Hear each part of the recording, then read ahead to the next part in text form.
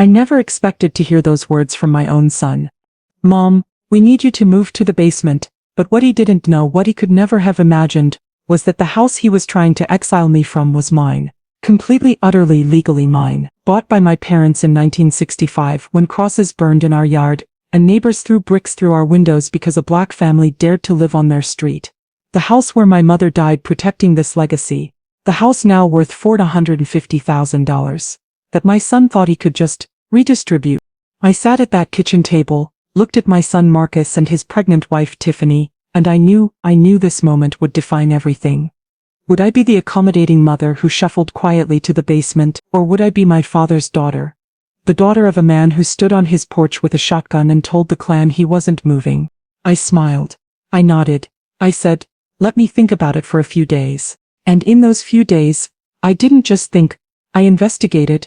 I uncovered things that would destroy them both. Because what Marcus and Tiffany didn't know was that before I became just a housewife, before I became just mom, I was Dorothy Jean Washington, senior auditor at one of Chicago's top accounting firms.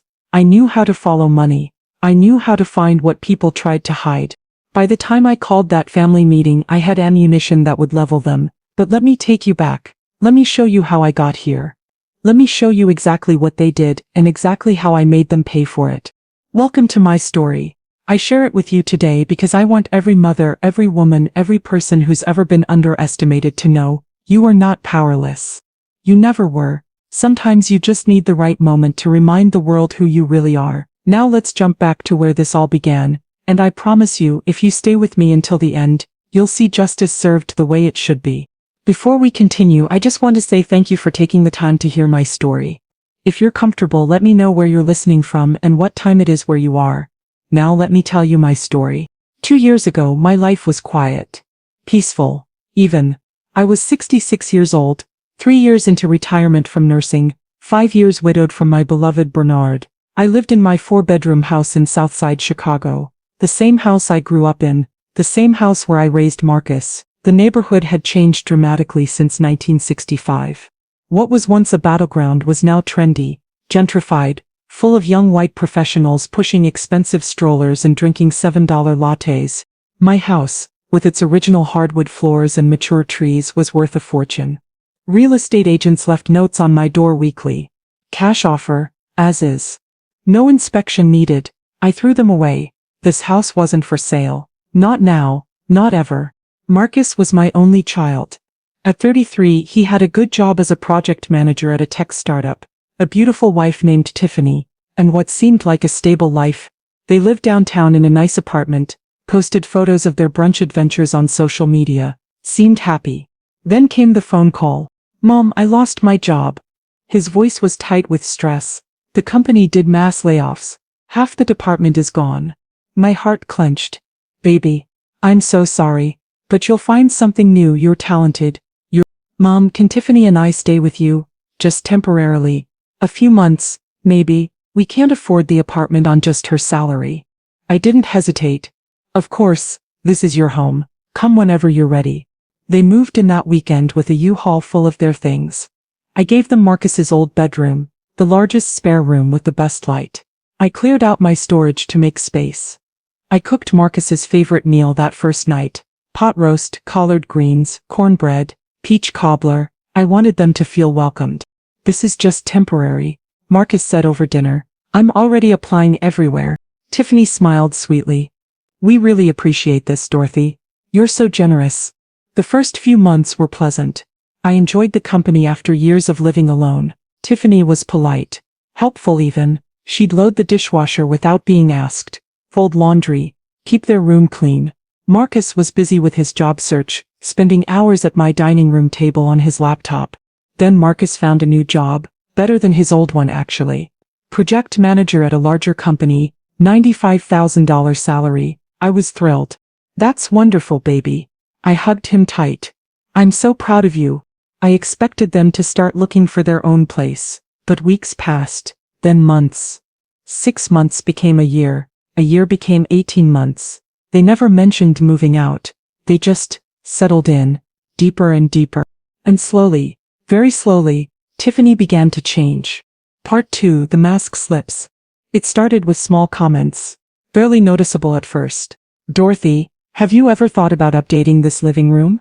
These furniture pieces are so vintage. She said vintage the way you'd say moldy. I looked at my mother's coffee table, the one she'd refinished herself in 1978. I like them. They're comfortable. They have history. Oh, of course. Tiffany's smile was bright and empty. I just meant if you ever wanted to freshen things up, make the space more modern. Another day, there are so many photos everywhere. It makes the space feel cluttered. Have you considered putting some in albums? I looked at the wall of frames. My parents on their wedding day. Bernard holding baby Marcus. My mother's church group. Marcus's school photos through the years. My father in his postal worker uniform standing proud. I like seeing their faces, I said quietly. It reminds me they're still with me. Tiffany nodded, but her expression said she didn't understand. Then she started rearranging things. I came home from church one Sunday to find my living room completely different. The furniture had been moved. My mother's quilts, hand-stitched by her own hands, draped over the couch for 20 years, were gone, stuffed in the hallway closet. I hope you don't mind, Tiffany said brightly. I thought I'd help by rearranging. It flows so much better now, don't you think? I didn't think so. Everything felt wrong. But I didn't want to seem difficult, didn't want Marcus to feel his wife wasn't welcome, so I smiled. It's fine. That night after they went to bed, I moved everything back exactly as it was.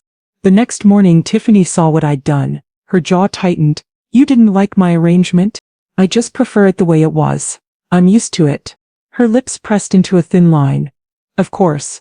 It's your house. The way she said it made it sound like an accusation. Marcus said nothing.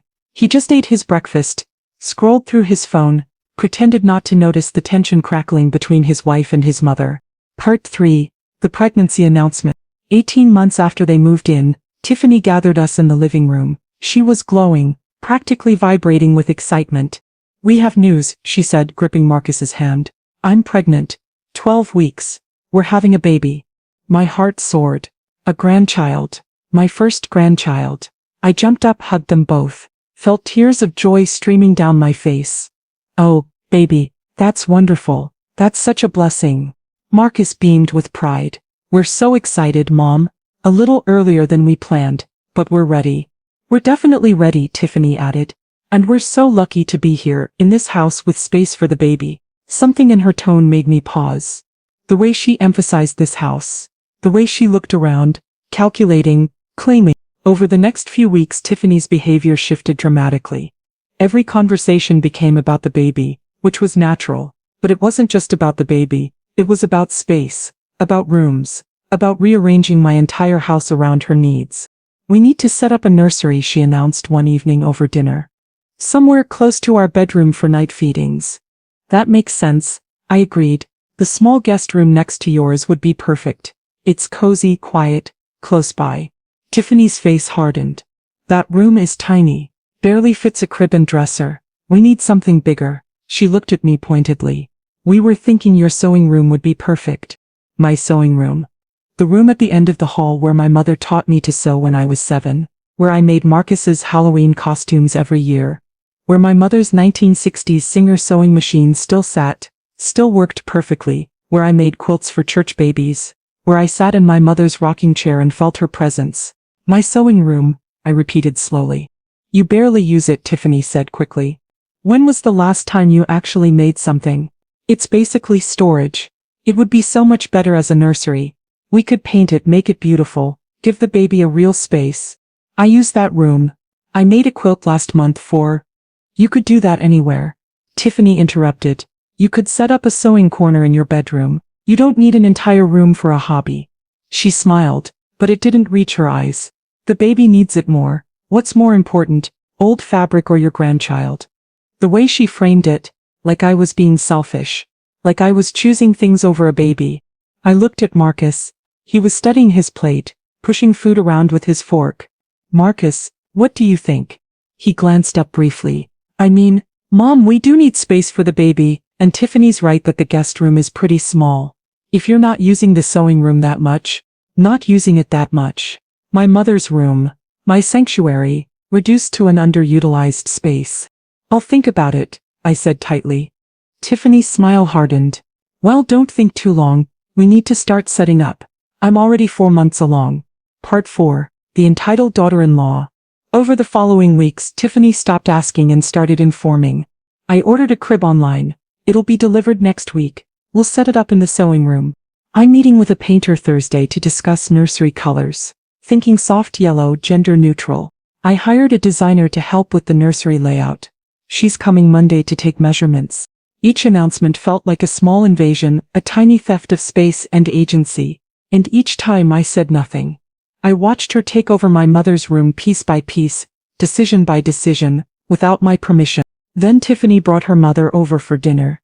Patricia was everything I expected. Thin, sharp-featured white woman in designer clothes with a massive handbag covered in logos. She looked around my house like she was touring a museum of poverty. So this is where you grew up, Marcus, Patricia said, her eyes sweeping the living room. How quaint. Quaint. The word landed like a slap. Over dinner, Patricia dominated every conversation. She talked about her house, her renovations, her interior designer, her vacation home in Naples. Tiffany, you really should convince Dorothy to update this place, Patricia said, gesturing vaguely. These old houses have such good bones.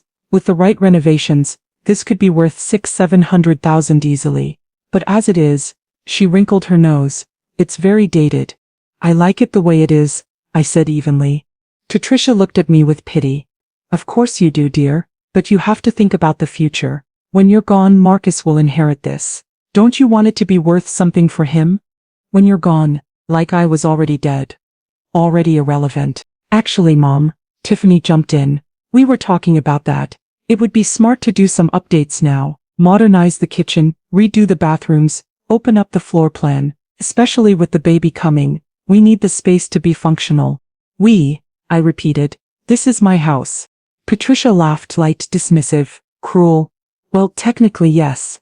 But practically, Dorothy, you're retired. You don't need all this space. Marcus and Tiffany are building a family. They need room to grow. It just makes sense for you to adapt. Adapt, code for shrink. Code for disappear. I looked at Marcus. He wouldn't meet my eyes. That night, lying in my bed in my master bedroom in the room where my mother died, I stared at the ceiling. I felt it coming. I knew what they were going to ask, and I knew I had to decide who I was going to be. Was I going to be the quiet, accommodating black woman who made herself smaller so others could be comfortable, or was I going to be my father's daughter? Part 5. The Basement. The Breaking Point. The moment came 2 weeks later. I was sitting in the living room reading my Bible when Marcus and Tiffany came in and sat down across from me. Tiffany's arms were crossed over her now visible belly. Marcus looked nervous, his hands clasped between his knees. Mom, we need to talk about living arrangements. I closed my Bible. I looked at him. I waited. The baby's coming in 4 months, he continued. We need to finalize the nursery, set up our space properly, well. He glanced at Tiffany. She nodded. Encouraging, we think it would be best if you moved to the basement. The words hung in the air. Impossible words. The basement, I repeated, my voice flat. It's finished, Tiffany said quickly. Full bathroom, bedroom area, even a little kitchenette. You'd have your own space, complete privacy, and honestly, Dorothy, the stairs are getting harder for you, right? Wouldn't it be easier to be on one level? I'm 68 years old. I walk 3 miles every morning. I climb the stairs in this house 20 times a day without thinking about it. But she was making me sound ancient, infirm, unable. You want me to give up my bedroom, I said. The master bedroom, in my own house.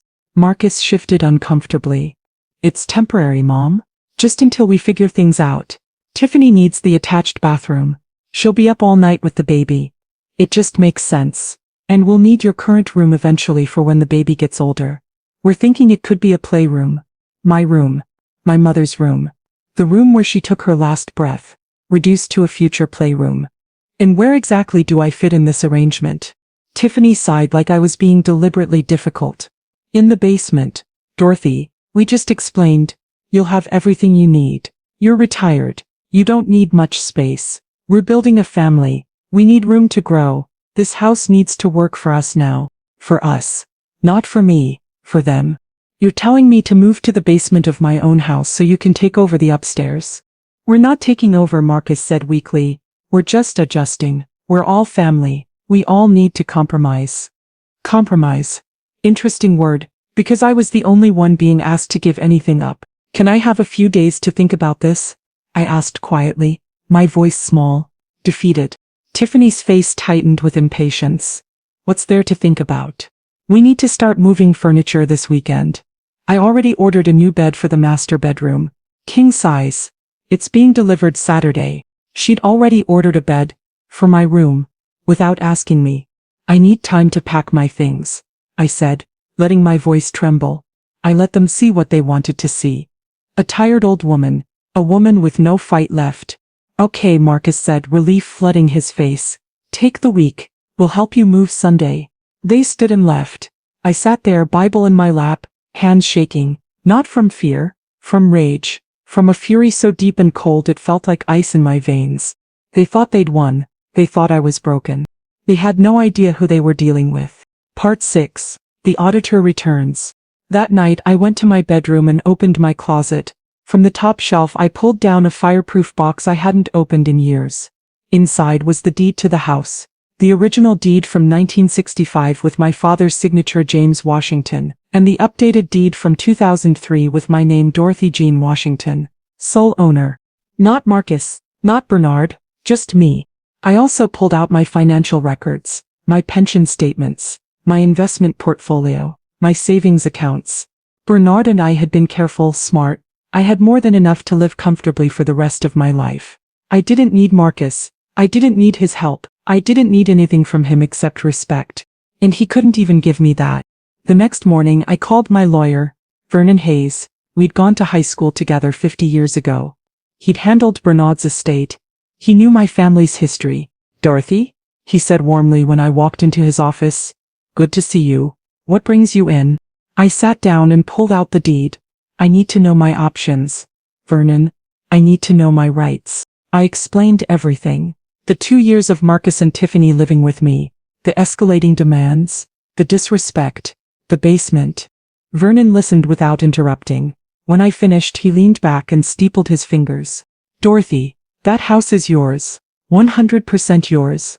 You have complete legal authority. You can ask them to leave any time you want. I know, I said, but I want to do this right, legally, with documentation. Vernon pulled out a form. This is a 30-day notice to vacate, legal eviction notice. You serve it, they have 30 days to move out. If they refuse, we go to court, and trust me, you'll win. I took the form. I looked at it. My son's name would go on this paper. Dorothy, Vernon said gently, this is going to hurt. This will damage your relationship. Our relationship is already damaged, I said quietly. He just doesn't know it yet. But I didn't leave Vernon's office with just the eviction notice.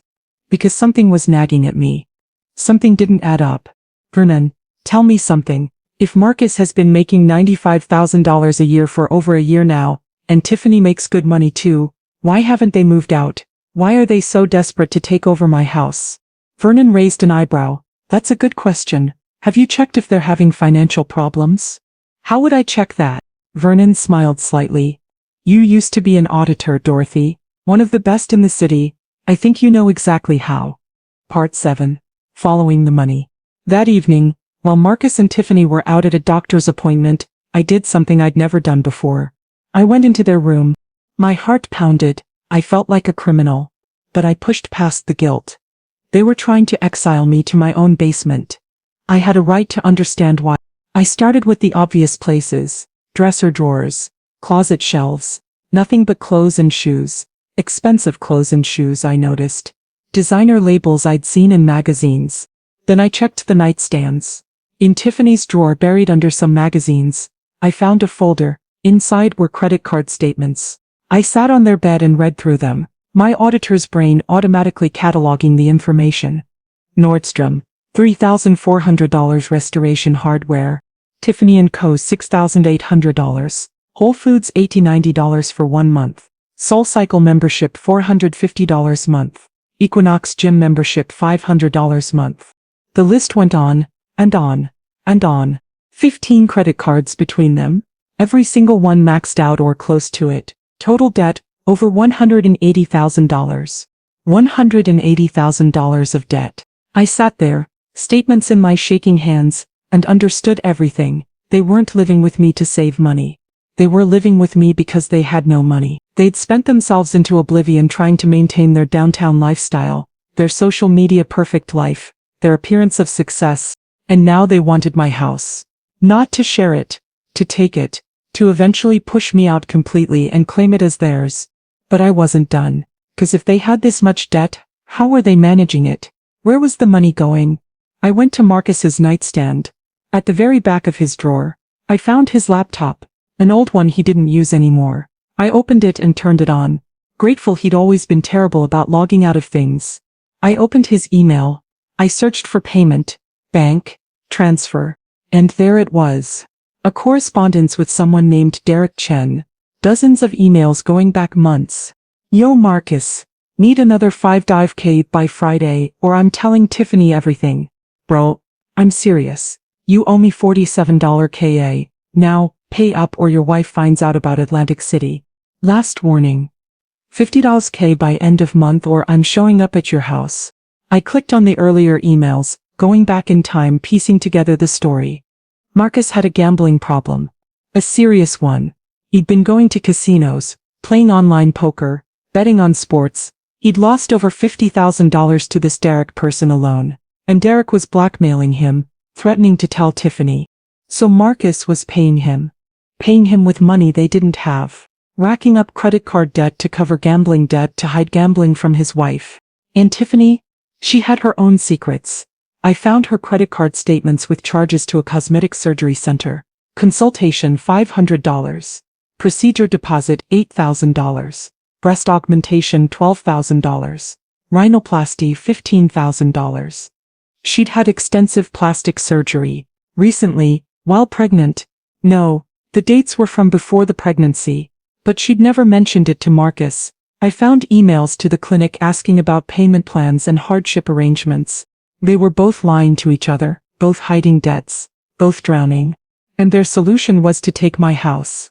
I took photos of everything with my phone, every statement, every email, every receipt. Then I carefully put everything back exactly as I'd found it. I had my evidence, but I needed more. I needed to understand the full picture. Part 8, the deeper I dug. Over the next 3 days I became a woman possessed. While they were at work I investigated. I used skills I hadn't used in years. Skills from my auditing days when I'd hunted down fraud and embezzlement. I called an old colleague from my accounting firm days, Sarah Mitchell. She'd become a private investigator after retirement. Dorothy Washington. She said warmly when she answered. It's been years. How are you? I need a favor, Sarah. I need you to run a comprehensive background check on 2 people. I gave her Marcus and Tiffany's information. She promised to have something for me in 48 hours. While I waited, I kept digging on my own. I created a fake social media account and started following Tiffany's friends, her social circle, her world. I scrolled through months of photos, reading between the lines. And there it was. Photos from a year ago. Tiffany at a club, arms around a man who wasn't Marcus. Multiple photos. Different nights. Different men. Her friends commenting, "You're so bad, and does Marcus know?" Then photos from 8 months ago. Tiffany and a specific man. Tall, handsome, well-dressed. Multiple dinner dates. A weekend trip to Miami. Her friends commenting, "Is this the investment banker and girl you're playing with fire?" The investment banker. I clicked on his profile. Derek Chen. The same Derek Chen blackmailing Marcus. I sat back, my mind reeling. This was so much worse than I'd thought. Tiffany had been cheating on Marcus with Derek. Derek had introduced Marcus to gambling, probably deliberately, and now Derek was blackmailing Marcus while likely still involved with Tiffany. It was a setup. An elaborate, cruel setup. But why? What was the endgame? Sarah called me 2 days later. "Dorothy, I've got your report, but I need to tell you, this is complicated. Can I come by?" She came that afternoon while Marcus and Tiffany were at work. She spread papers across my dining room table. "Your son Marcus has a gambling problem," she began. "We knew that, but it's worse than the emails suggest. He owes money to multiple people, At least $150,000 total. Maybe more. He's been taking cash advances on credit cards to pay gambling debts. She pulled out another document. Tiffany has been involved with this Derek Shen for about 18 months. Right around when they moved in with you actually. Derek is not an investment banker. He's a con artist. He targets wealthy couples, gets close to the wife, introduces the husband to gambling, then bleeds them dry. But Marcus and Tiffany aren't wealthy, I said. Sarah looked at me significantly. No, but you are, or rather your house is. That's what this is about, Dorothy. They're not trying to take your house to live in it. They're trying to get control of it so they can take a loan against it, or force you to sell it and give them the proceeds. That's Derek's game. He finds families with equity, manipulates them into crisis, then extracts the wealth. I felt sick. Does Marcus know about Derek and Tiffany? I don't think so. I think Derek keeps them separated intentionally. Marcus thinks Derek is a gambling buddy. Tiffany thinks Derek is her secret boyfriend. Neither knows the other is involved with him. And the baby? I asked quietly. Sarah's face was grim. I looked into that too. Tiffany's medical records, which I obtained through, let's say, questionable means, show that she's actually 5 months pregnant, not 4 like she told you, and the conception date corresponds with when she was most frequently seeing Derek. The room spun. You're saying there's a very good chance Derek is the baby's father, not Marcus. Part 9: The Family Meeting Preparation. I spent the next 2 days in a cold, calculating rage. I organized all my evidence. I created a timeline. I connected every dot. I built a case so airtight, so comprehensive, so devastating that there would be no escape, no excuse, no way to lie their way out. Then, I made my calls. First, Vernon, my lawyer. I'm ready. I need you to come to my house Sunday at 2 p.m. Bring the eviction notices. Second, my sister Ruth, who lives 2 hours away. I need you here Sunday. I need a witness. I'll explain everything when you arrive. Third, my pastor Reverend James. I need spiritual counsel and support Sunday afternoon. Can you come? Fourth, my best friend from church, Sister Marlene. Don't ask questions. Just come Sunday. I need you there. And fifth, Sarah Mitchell. Can you come Sunday? I want the person who helped me find the truth to see how it ends. Saturday morning, Tiffany's new king-size bed was delivered. I watched from the kitchen window as the delivery men carried it upstairs to my room. My mother's room. Tiffany directed them, pointing and gesturing like she owned the place. Because in her mind she did. That afternoon, I cooked like my mother taught me, like my grandmother taught her. Every single one of Marcus's childhood favorites. Fried chicken, crispy and perfect, macaroni and cheese, creamy and rich, collard greens with ham hocks, candied yams with marshmallows, cornbread with honey butter, peach cobbler with vanilla ice cream. I cooked with love and with rage, with memory and with intention. This was going to be the last meal I cooked for my son in this house for a very long time. I wanted him to remember it. I wanted the taste to haunt him. Sunday morning I went to church. I prayed. Not for revenge. Revenge belongs to God. I prayed for strength, for clarity, for the courage to do what needed to be done. At 1:30 p.m. my witnesses began arriving. Ruth came first and hugged me hard. I'm here, Dot. Whatever you need. Reverend James arrived at 1:45. Sister Marlene right after. Vernon pulled up at 1:55 with his briefcase. Sarah Mitchell was last, arriving exactly at 2:00 p.m. I gathered them in the kitchen, away from Marcus and Tiffany, who were in the living room, confused by the sudden gathering. I'm about to destroy my son's marriage, I told them quietly. I'm about to reveal things that will shatter him. I need you all here because I need witnesses. I need people who know the truth. And I need support. Because this is going to be the hardest thing I've ever done. I showed them the evidence. Not all of it, but enough. Their eyes widened. Ruth gasped. Reverend James closed his eyes and murmured a prayer. Sister Marlene squeezed my hand. Vernon nodded grimly. Sarah just watched me with professional respect. Are you sure about this? Ruth asked. There's no going back. I'm sure, I said. I've never been more sure of anything. At 2:15 I called Marcus and Tiffany to the dining room. We're having a family meeting. Everyone, please sit. Part 10, The Reckoning, The Feast. They entered the dining room, confusion on their faces. The table was set beautifully with my mother's good china, her crystal glasses, her silver flatware, everything precious. Everything meaningful. The feast was laid out like a Last Supper. Marcus's eyes widened. Mom, what's all this? What's going on? Sit down, I said calmly. Both of you. They sat. I served the food. Ruth, Reverend James, Sister Marlene, Vernon and Sarah sat along the sides of the table. Marcus and Tiffany at one end, facing me at the other end. We ate. The food was perfect. Like always. Marcus couldn't help but smile. Mom, this is incredible. Just like when I was a kid. I wanted you to remember, I said quietly. I wanted you to remember what home tastes like. Tiffany ate primly, making small comments about calories and pregnancy weight gain. She seemed nervous, uncomfortable with all the witnesses. When we finished the main course, I stood up. Before we have dessert, I have something to say. Something to show you. I walked to the sideboard where I'd placed a large folder. I returned to the table and opened it. Let me start, I said, my voice steady, by telling you a story. In 1965, my parents James and Lucille Washington bought this house. They paid $18,000. They were the first black family on this block. The only black family for years. I pulled out an old photo, my parents standing in front of this house, 1965, proud and defiant.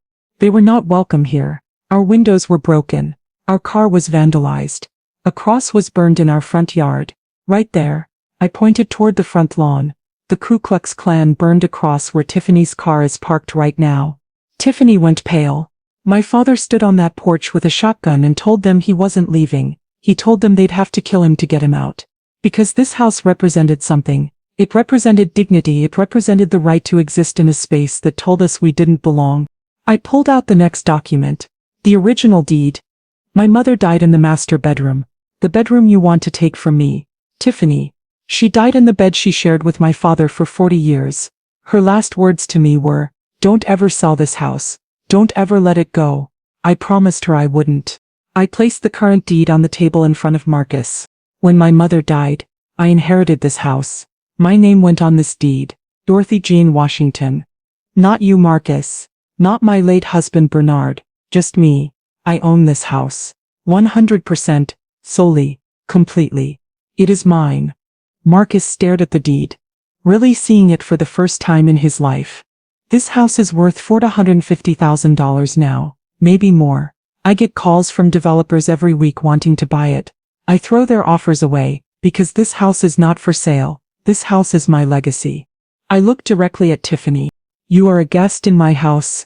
You have been a guest for 2 years. I welcomed you. I fed you. I gave you space, and in return you have treated me with disrespect. You have tried to erase me from my own life. I turned to Marcus. And you let her. You sat there and let your wife treat your mother like an inconvenience, like someone to be managed and moved, and controlled. You forgot what this house represents. You forgot what your grandparents survived. Marcus's eyes were filling with tears. Now, I said, reaching back into the folder, let me show you what I found. Part 11, the evidence, the exposure. I pulled out the first set of documents, the credit card statements. You have $180,000 in credit card debt, both of you, combined. You're drowning in debt from trying to live a lifestyle you can't afford. Tiffany gasped. Marcus's face went white. But that's not the worst of it. I pulled out Marcus's emails. Marcus, you have a gambling problem. You've lost over $150,000. You've been hiding it from your wife. Mom, how did you? Marcus started. And you. I turned to Tiffany. You've had extensive plastic surgery that you hid from Marcus. $15,000 worth of procedures you couldn't afford, paid for with credit cards he doesn't know about. Tiffany's hand flew to her face, instinctively touching her surgically altered nose. But wait, I said, my voice getting colder. It gets so much worse. I pulled out the photos from social media. Photos of Tiffany with Derek Chen.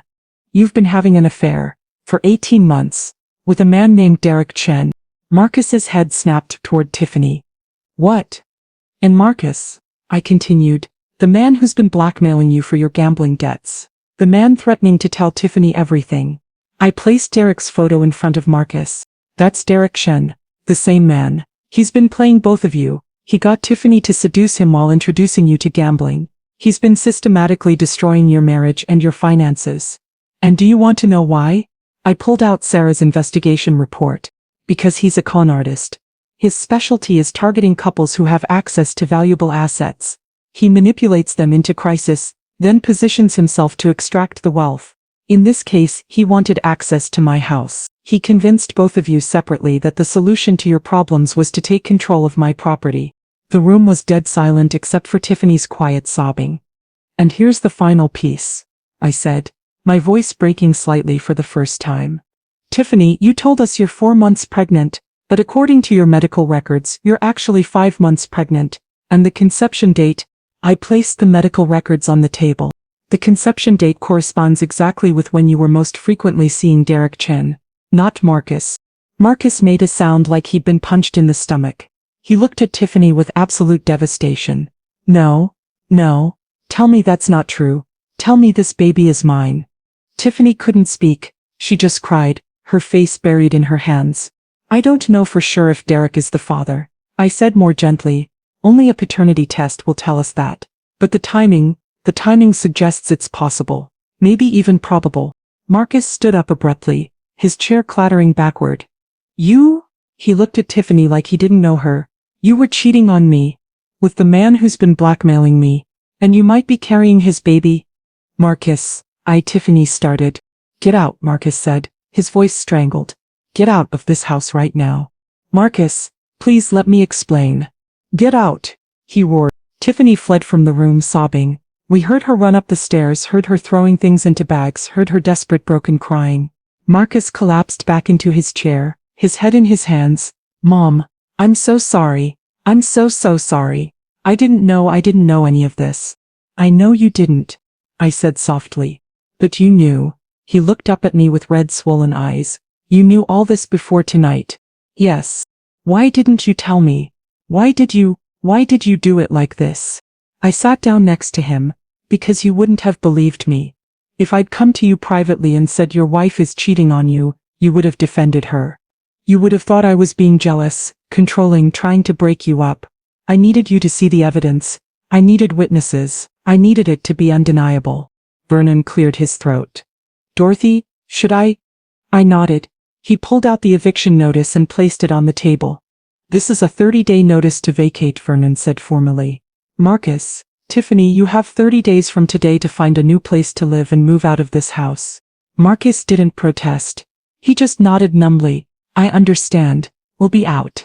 Just Tiffany needs to leave. I said, Marcus, you can stay if you want. This is still your childhood home. You're still my son. I can't, Marcus said, his voice hollow. I can't stay here after this. I need to figure out my life. I need to deal with all this debt, this mess. His voice broke. I need to figure out if I'm going to be a father or if I've been raising another man's child. Part 12, The Aftermath. Week 1. Tiffany moved out that night. She called her mother, Patricia, who came to pick her up. I watched from the window as Patricia loaded suitcases into her Mercedes, her face tight with rage and humiliation. Marcus stayed in his room for 3 days. He didn't go to work. He barely ate. I left food outside his door like he was a teenager again. On the 4th day, he finally came downstairs. He looked terrible, unshaven, hollow-eyed, broken. Mom, he said quietly, can we talk? We sat at the kitchen table. I made him coffee. He wrapped his hands around the mug like he was trying to absorb its warmth. I need to tell you something, he said. I need to confess something. Okay. The gambling, it started before Derek. He didn't introduce me to it. I was already doing it. Small bets at first, then bigger. I won sometimes, and it felt so good. It felt like I was good at something, like I was smart, like I could beat the system. He laughed bitterly, but you can't beat the system. The house always wins.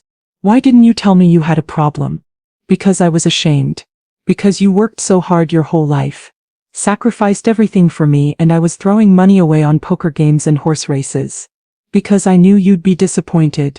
I am disappointed, I said honestly.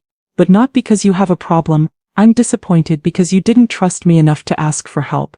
He nodded, tears streaming down his face. And Tiffany, God, Mom, I loved her so much. I thought she loved me. How did I not see it? Love makes us blind sometimes. We see what we want to see. Did you ever like her? I paused, considering my words carefully. I wanted to like her. I tried to like her. But no, Marcus. From the beginning, something felt off. She was too polished, too perfect, too concerned with appearances. She wasn't authentic, but you loved her, so I tried to accept her. You should have told me. Would you have listened? He was quiet for a moment. No. Probably not. Over the next week, Marcus started putting his life back together. He went to his first Gamblers Anonymous meeting. He met with a debt counselor. He called his employer and asked about their employee assistance program for mental health. And he filed for divorce. I can't stay with her after this, he told me. Even if the baby is mine, I can't be with someone who betrayed me like that. Someone who was working with a con artist to steal from my mother. The divorce papers were served to Tiffany at her parents' house. According to Marcus's lawyer, she didn't contest it, she just signed them. But then came the paternity test. Part 13. The truth about the baby. Marcus arranged for a prenatal paternity test. It was expensive, required Tiffany's cooperation, but she agreed. Maybe because she wanted to know too. Maybe because her lawyer told her it would affect the divorce settlement. The results took 3 weeks. 3 weeks of waiting, wondering, hoping, dreading. I was with Marcus when he opened the envelope from the testing company. His hands shook so badly he could barely tear the paper. He read it once, twice, then he handed it to me, unable to speak. Probability of paternity 0%. The baby was not his. Marcus collapsed onto my couch and cried like I hadn't seen him cry since he was a little boy. Deep rocking sobs that shook his whole body.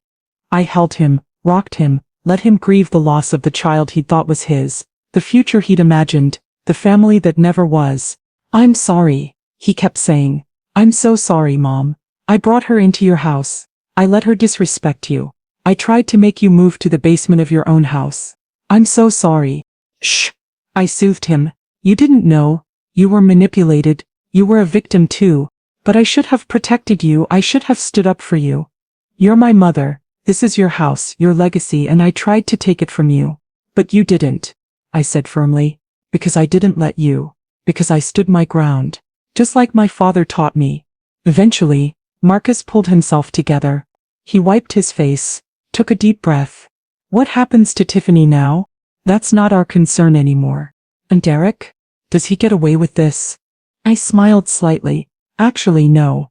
Sarah Mitchell took all the evidence of his con artist activities to the police. They're building a case against him for fraud, extortion, and blackmail. He's currently in custody. Marcus's eyes widened. Really? Really? He targeted the wrong family. He thought we were easy marks. An old woman, a man with a gambling problem, a pregnant wife, but he underestimated us. He underestimated you, Marcus corrected. Mom, you're incredible. You're the strongest person I know.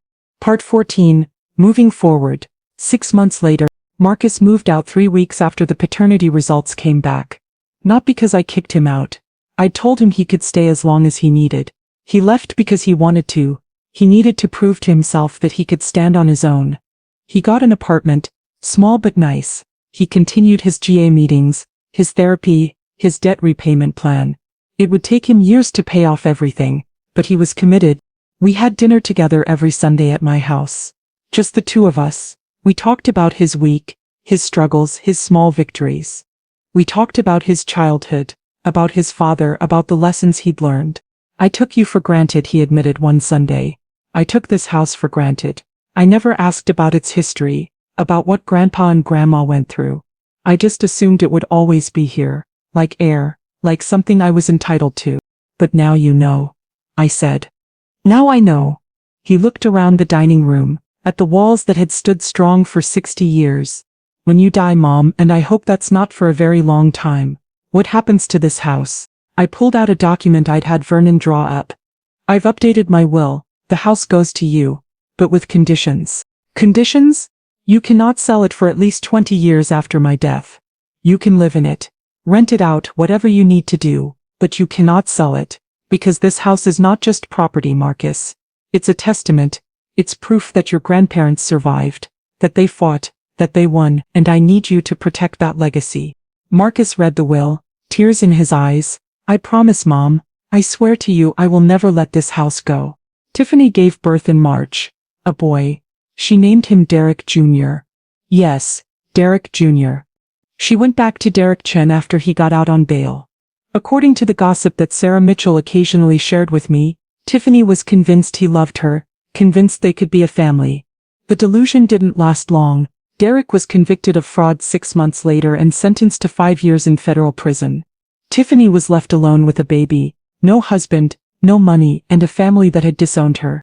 Patricia had called Marcus once, trying to get him to do the right thing and help support Tiffany and the baby. Marcus hung up on her. I ran into Tiffany once, randomly at the grocery store.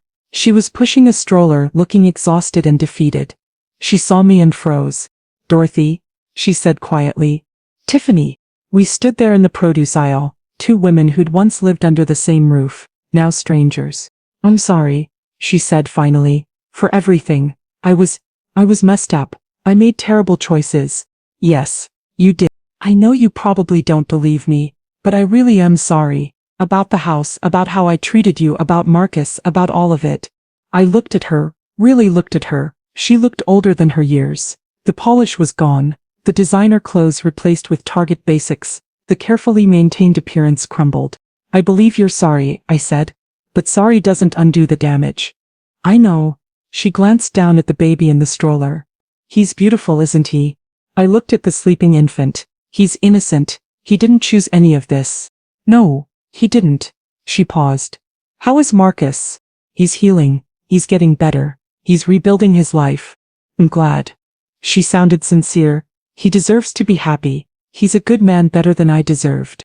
"Yes, he is. And yes, you're right about that." She nodded, accepting the harsh truth. "Well, I should go. It was good to see you, Dorothy." "Goodbye, Tiffany." I watched her walk away, pushing that stroller, probably heading to her parents' house where she was likely living now. I felt no satisfaction in her downfall, no joy in her suffering, just a quiet sadness that things had gone so wrong. But I didn't regret what I'd done. I didn't regret exposing the truth, because the alternative was worse: living in my own basement, watching them take over my mother's house, being erased from my own life. No, I'd made the right choice. Epilogue. The legacy continues. I'm 68 years old. I live alone in my house, the house my parents fought for, the house where my mother died, the house that bears witness to 60 years of history. Every morning I wake up in my master bedroom. I make coffee in my kitchen. I sit in my living room surrounded by my family's photos, my mother's quilts, my father's memory. Marcus comes for dinner every Sunday. Sometimes he brings a date. He's started seeing someone new. A teacher named Angela, who seems kind and genuine and who treats him with respect. Angela asks questions about the house. She wants to hear the stories about 1965, about the cross burning, about my father's shotgun, about my mother's refusal to leave. "This house is incredible," Angela said, the first time Marcus brought her. "The history, the strength it represents. You must be so proud." "I am," I told her, "and Marcus will protect this legacy when I'm gone. Won't you, baby?" "I will, Mom," Marcus promised. "I swear I will." Some people ask me if I regret being so harsh with Marcus, if I regret exposing Tiffany so publicly, if I regret destroying his marriage. I don't regret any of it, because I didn't destroy his marriage. Tiffany and Derek Chen destroyed his marriage. I just revealed the destruction that was already there. And Marcus needed to learn. He needed to understand that respect isn't negotiable, that family isn't about convenience, that you don't exile your mother to the basement of the house her parents bled for. He learned, he grew, he became a better man. Sometimes lessons are painful. Sometimes love requires toughness. Sometimes protecting someone means letting them fall so they can learn to stand on their own. I did what my father would have done. I stood my ground. I defended my territory. I refused to be moved. Because this house isn't just wood and brick and windows. This house is a declaration. It says we were here, we survived, we fought, we won, we mattered, we belonged. And no one, not my son, not his wife, not anyone gets to take that away from me. Not now, not ever. I didn't move to the basement.